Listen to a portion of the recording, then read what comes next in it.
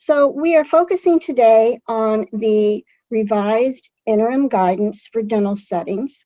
And I wanted to bring to your attention some of the key points that are outlined in the revisions.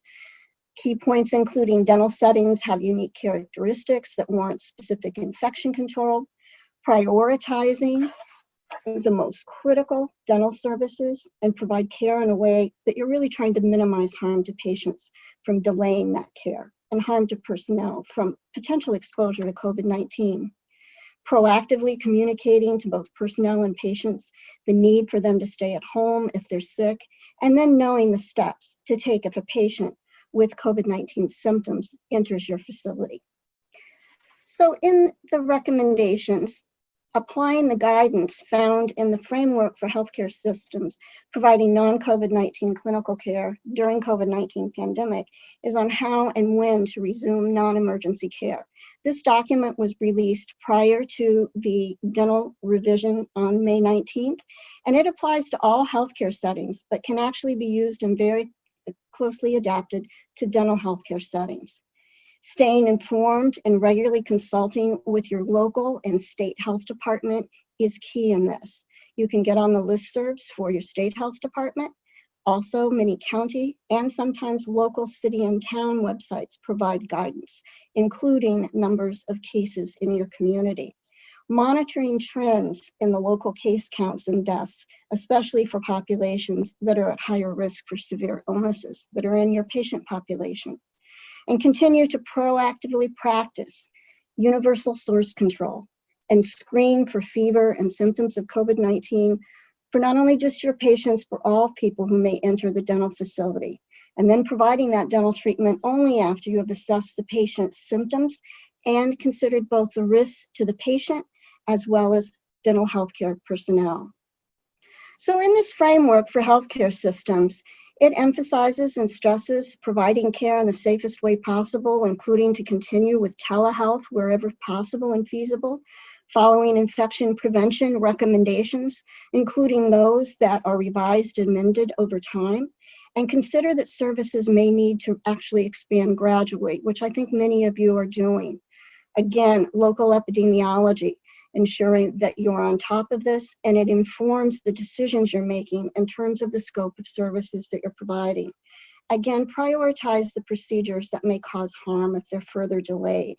And in thinking about that, just as a potential example, as a hygienist, bringing individuals back into the practice when appropriate, especially those who have a greater need because of periodontal disease and other indications for dental services. And again, the at-risk patients. Summary of the changes in the actual 2019 to May 19th guidance revision is resuming non-emergency dental care during the COVID-19 pandemic. And again, in that resuming, this is a phased resuming.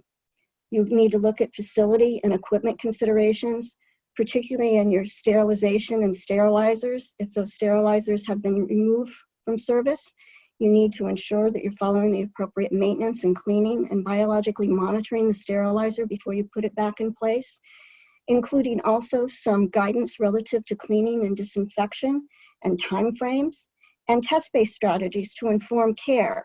And that may vary from region to region and state to state in terms of the ability to have patients tested before bringing them in for procedures. The provision of dental care to both patients with COVID-19 and patients without COVID-19 is addressed in the guidance. Now, the transmission of SARS-CoV-2, which causes COVID-19, it's primarily through respiratory droplets caused during coughing, sneezing, talking. Person-to-person airborne transmission over long distances has been determined to be unlikely. Lab studies do indicate persistence in aerosols and on some surfaces, and these may be spread by asymptomatic people. So these all pose questions for us in terms of what the risk of exposure actually is.